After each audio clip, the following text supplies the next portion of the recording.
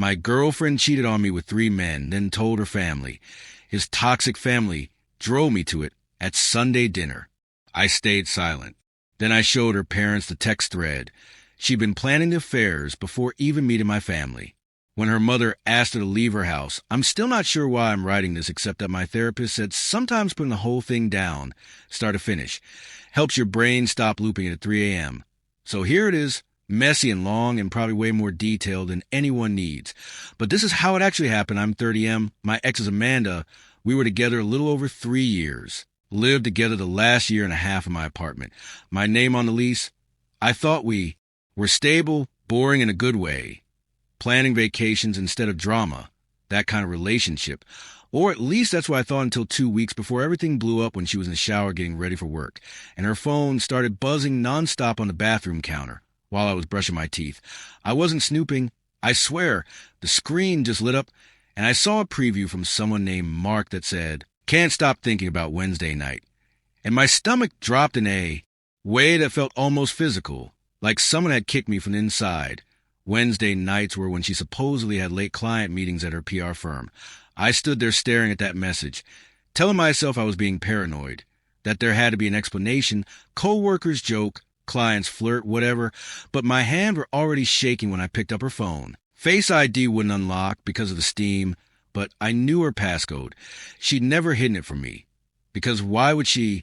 We trusted each other, right? I opened the thread with Mark and immediately knew my life was about to change. There were weeks of messages, explicit ones, not even trying to hide it, talking about what they'd done, what they were going to do, laughing about how they had to be careful because your boyfriend thinks you're working late. That line burned itself into my brain. I scrolled back further, my chest tight, my mouth dry. Then I backed out and checked her other conversations because some horrible part of me needed to know if this was the only one. It wasn't. There was another thread with a guy named Brian. Different tone, but same content.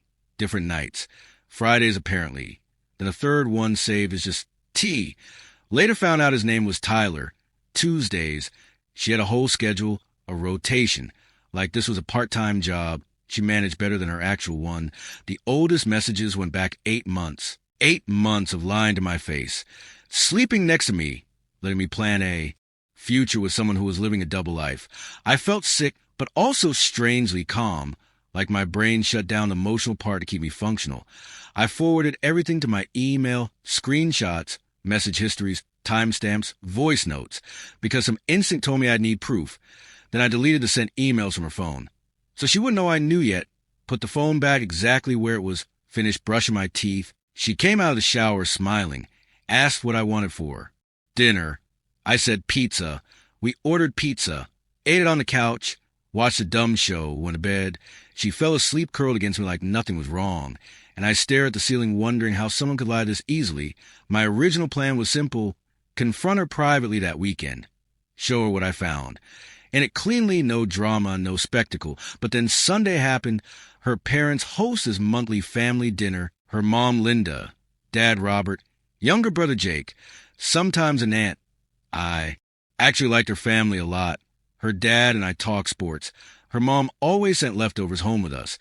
Jake was a decent kid just starting college. Sunday star like always. Hugs at the door.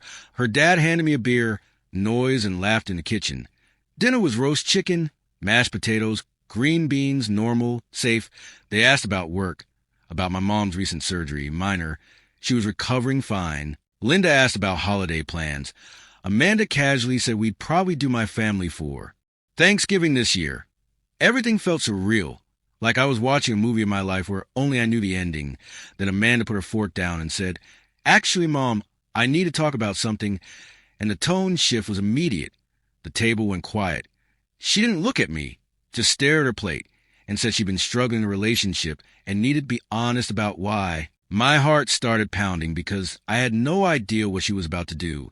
Then she said it, that my family was toxic, that they were judgmental, especially my mom, that nothing she did was ever good enough, that it had worn her down. Linda leaned forward, concerned, asking what she meant.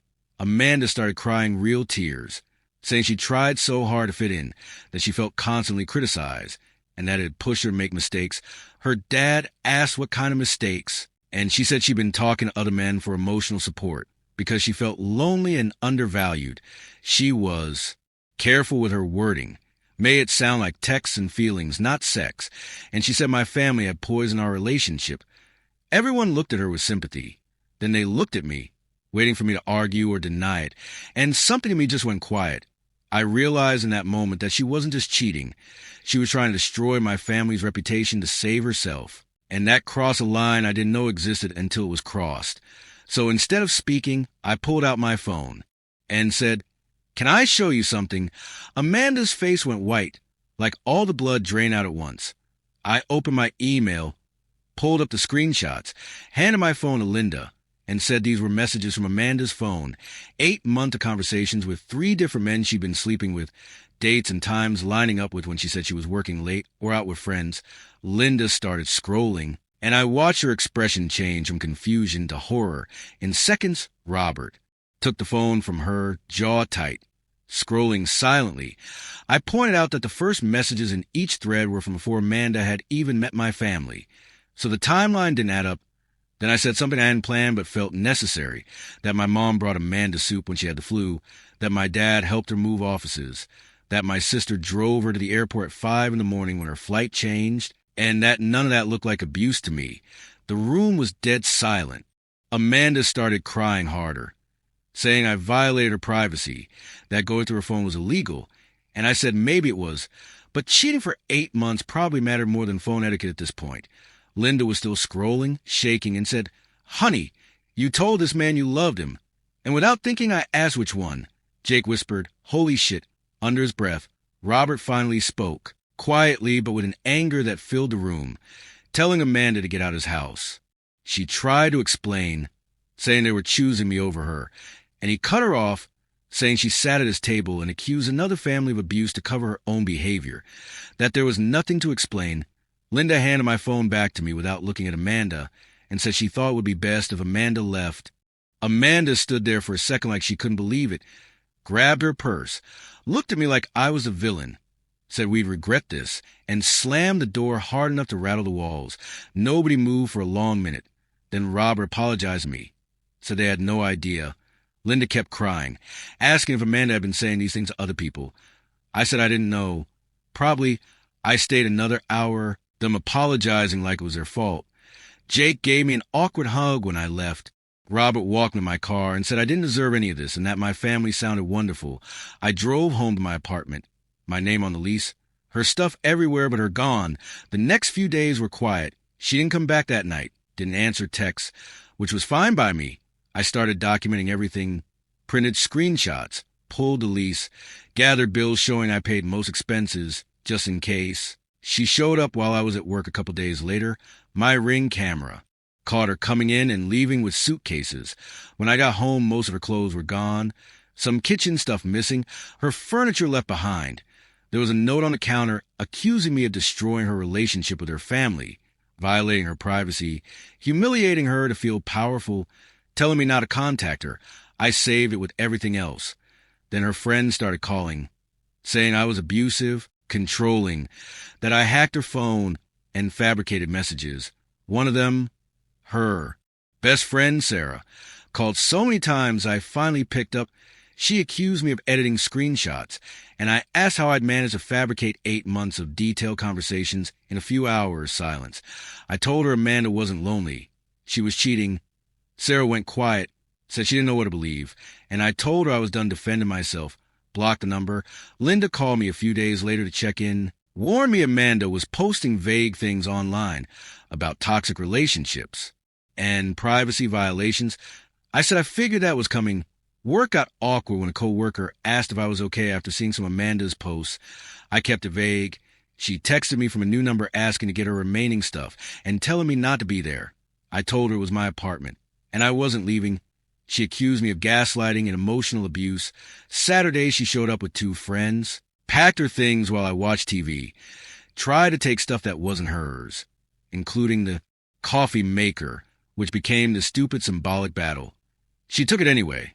I called her dad, embarrassed or frustrated, and the next day Jake brought the items back, apologizing, saying everyone knew she messed up and she was rewriting history. Months passed. The social media post stopped after her mom talked to her.